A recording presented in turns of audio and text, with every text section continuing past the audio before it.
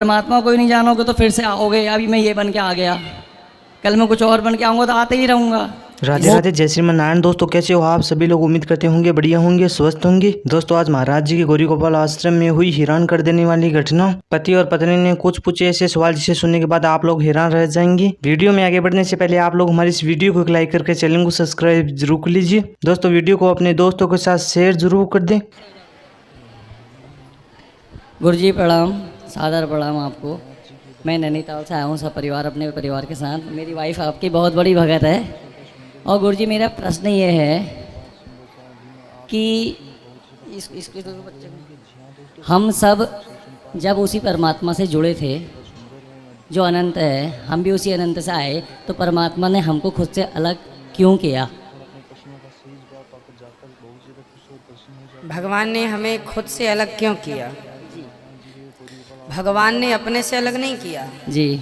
एक बार भगवान और हम मीन्स जीवात्मा और परमात्मा, अविज्ञात और पुरंजन, एक बार जीवात्मा और परमात्मा दोनों बैठे थे। तो जीवात्मा मतलब हमने भगवान से कहा कि हे प्रभु हमारा मन है घूमने का, भ्रमण करने का। भगवान ने कहा मत जाओ, उलझ जाओगे। नहीं प्रभु हमारा तो मन है। भगवान ने लाख बार रोका, नहीं माने।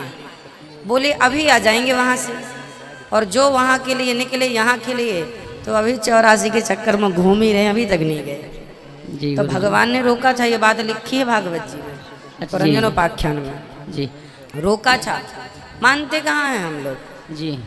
ऐसे ही इसलिए भटक रहे हैं 84 के चक्कर में। इसलिए फिर भगवान किसी ना किसी गुरु के रूप में प्रकट होते हैं कि जाओ भैया इन्हें अब समझाओ। हमारे गुरुजी ने हमें समझाया, हम आपको समझा रहे हैं, आप अपने बच्चों को समझाना कि सही रास्ते पर चलें।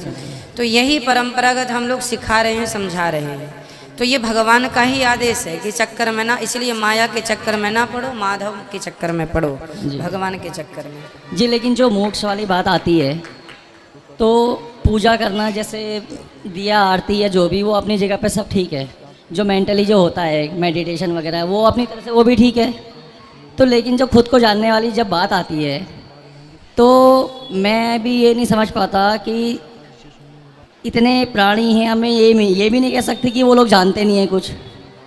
तो जब खुद को जानने वाली बात आती है तो बिना खुद को जाने तो आदमी परमात्मा को जान ही नहीं सकता, ना उसको पा सकता है। तो मेरा जहाँ तक ख्याल है, मुझे लगता है कि ये इन कर्मों से, सत्कर्मों से, आप जैसे प्रभु के अंश जो हैं, जिनने भेजा है, आपकी परम वाणी जो चल रही है पूरे देश में विदेश में, तो ये 84 के चक्कर से मुक्त होंगे कैसे? क्योंकि पहले खुद को अगर जाना नहीं तो जाना नहीं, तो परमात्मा को नहीं जाना। अब परमात्मा को ही नहीं जानोगे तो फिर से आओगे अभी मैं ये बन के आ गया, कल मैं कुछ और बन के आऊँगा तो आते ही रहूँगा। इसलिए कहते हैं कि जानना जरूरी है जी। जानो और मानो ठीक है, पर वही जान सकता है जैसे भगवान सोई जाने जही देहु जनाई। जी।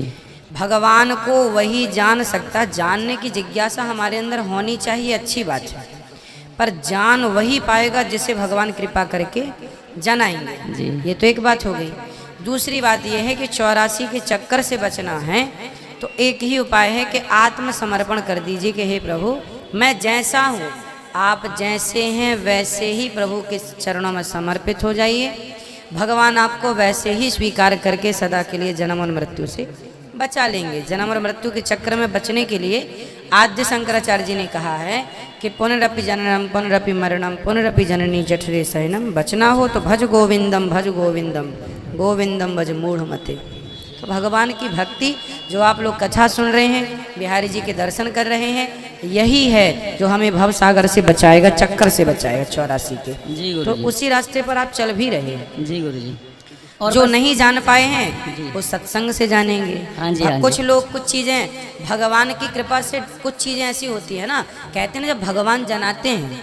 देखो आपका मोबाइल है, यदि सही नेटवर्क मिल रहा है तो सब चीज़ें डाउनलोड हो जाती हैं। जी गुरु जी। उसी तरह जब आप अपने अंतःकरण से भगवान का चिंतन करेंगे तो ईश्वर अपने आप में पूर्ण है, वह सब चीज़ अपने आप डाउनलोड कर देंगे आपके मस्तिष्क में, अपने आप सब ज्ञान हो जाएगा। मतलब समय आने पर सबका जिसका हिसाब लिखा आप होगा। हाँ अच्छा कर्म करते रहिए। हाँ जी, हाँ जी। देखो कुछ चीज़ें ना पुस्तकों में पढ़ी जाती हैं, कुछ पढ़ने से ज्ञान होता है, जी। पर कुछ ज्ञान होता है जो पढ़ने से नहीं होता, जी कुछ ईश्वर की तरफ से प्राप्त होता है। जी तो वही ज्ञान जो ईश्वर की तरफ से मिलता है, जो कहीं किसी पुस्तक में लिखा नहीं होता, वही ज्ञान भगवत कृपा से मिलता है। जी। और वो ज्ञान भी है, उसे ज्ञान भी कह सकते हैं, उसे समझ भी कह सकते हैं, जी गुरुजी। उसे विवेक भी कहते हैं ज्ञानी जन। जी गुरुजी। तो वो भगवत कृपा से पॉसिबल है। और बस मेरा कोई प्रश्न अब नहीं है गुरुजी, लेकिन मैं एक बात ये कहना चाहता हूँ लास्ट में कि आपने बोला ना आपकी रसोई पूरे देश में 5वें नंबर पर है, लेकिन आपकी कथा देश में पूरे पहले नंबर पर है। ये हमारे वो सौभाग्य की बात है। वो भले ही रसोई 5वें नंबर की चल रही हो, वो तो मैंने देखा प्रसाद भी ग्रहण किया। हम 3 दिन से आए नैनीताल से, हम 3 दिन से रुके हुए हैं यहाँ पे। तो लेकिन आपकी जो कथा है और जो आपके विचार हैं, तो जब आप बोलते हैं ना, तो वो एक कहते नहीं अध्यात्म वाला भाव या जागृत अवस्था वो खुद ही हो जाती है। इसलिए आप लोगों के सब दर्शन के लिए ला लाए थे। मैं ज़्यादा समय नहीं लूँगा गुरुजी। बाकी मैंने को पत्र दिया था भैया को, अब वो आप तक पहुंचा नहीं पहुंचा पहल है। पहुंच गया है। दोस्तों जिसका आप सभी लोगों ने आज हमारी इस लाइव वीडियो के माध्यम से सिंधाचार्य जी महाराज जी की ये धमाकेदार प्रश्नोत्तरी देखी। दोस्तों आज की ये प्रश्नोत्तरी सिंधाचार्य जी महाराज जी के गौरी गोपाल आश्रम में बहुत ही ज्यादा सुंदर एवं अद्भुत हुई। दोस्तों जिसका आप सभी लोगों को बताइए कि सिंधाचार्य जी महाराज जी अपने गौरी गोपाल आश्रम में प्रश्नोत्तरी करवाते हैं। दोस्तों सिंधाचार्य जी महाराज जी की ये प्रश्नोत्तरी सुनने के लिए गौरी गोपाल आश्रम में लाखों भक्तों की भीड़ लगी हुई है, जैसे कि आप सभी लोगों ने आज हमारी इस वीडियो के माध्यम से देखा। दोस्तों जिसका आप सभी लोगों ने हमारी इस वीडियो के माध्यम से आज की ये प्रश्नोत्तरी देखी और समझी। दोस्तों आज सिंधाचार्य जी महाराज जी के बीच प्रश्नोत्तरी में पति पत्नी ने कुछ ऐसे सवाल किए जिसे सुनने के बाद सिंधाचार्य जी महाराज जी भी हैरान रह गए और दोस्तों पंडाल में बैठे सभी लोग भी एक बार के लिए तो हैरान रह गए। दोस्तों जब सिंधाचार्य जी महाराज जी ने पति और पत्नी के द्वारा पूछे गए सभी सवालों का जवाब दिया, तब सभी लोग बहुत ज्यादा खुश और प्रसन्न हो गए। दोनों पति पत्नी भी सिंधाचार्य जी महाराज जी के मुख से जवाब पाकर बहुत ज्यादा खुश और प्रसन्न हो गए। दोस्तों क्या आप लोग भी कभी सिंधाचार्य जी महाराज जी के गौरी गोपाल आश्रम में प्रश्नोत्तरी में आए हैं या नहीं, कमेंट करके जरूर बताएं। दोस्तों जिसे आप सभी लोगों को बताइए कि सिंधाचार्य जी महाराज जी की प्रश्नोत्तरी आज पूरे भारत में प्रचलित है। सिंधाचार्य जी महाराज जी की प्रश्नोत्तरी को लाखों लोग सुनते हैं और सिंधाचार्य जी महाराज जी के दर्शन करने के लिए लाखों लोग रोज गौरी गोपाल आश्रम में आते हैं। दोस्तों जिसका आप सभी लोगों को बताइए कि सिंधाचार्य जी महाराज जी प्रश्नोत्तरी कराने के साथ साथ भागवत कथा भी करवाते हैं। दोस्तों आज भारत नहीं विदेशों के लोग भी सिंधाचार्य जी महाराज जी के मुख से भागवत कथा सुनना बहुत ज्यादा पसंद करते हैं, क्योंकि दोस्तों सिंधाचार्य जी महाराज जी की भागवत कथा बहुत ही ज्यादा सुंदर एवं अद्भुत होती है। इसलिए दोस्तों सिंधाचार्य जी महाराज जी की भागवत कथा को सुनने के लिए गौरी गोपाल आश्रम में लाखों लोगों की भीड़ उमड़ पड़ती है। बच्चों से लेकर बूढ़ों तक हर कोई सिंधाचार्य जी महाराज जी की भागवत कथा को सुनने के लिए आ पहुंचता है। दोस्तों आप सभी लोगों को सिंधाचार्य जी महाराज जी की भागवत कथा कैसी लगती है, कमेंट करके जरूर बताएं। दोस्तों आप सभी लोगों को सिंधाचार्य जी महाराज जी और गुरु माँ की जोड़ी कैसी लगती है, कमेंट करके जरूर बताएं। दोस्तों इस वीडियो के माध्यम से दी गई जानकारी आप लोगों को थोड़ी सी पसंद आई है तो इस वीडियो को लाइक करके चैनल को सब्सक्राइब जरूर कर लीजिए। और दोस्तों आप सभी लोग हमारी सुंदर और धमाकेदार वीडियो को अपने दोस्तों के साथ शेयर जरूर कर दें। दोस्तों आप सभी लोगों को हम मिलते हैं अगले से सुंदर और धमाकेदार वीडियो में, तब तक के लिए सभी भाई और बहनों को राधे राधे, जय श्री कृष्ण। दोस्तों आप सभी लोग सिंधाचार्य जी महाराज जी की वीडियो देखते रहें और खुश रहें।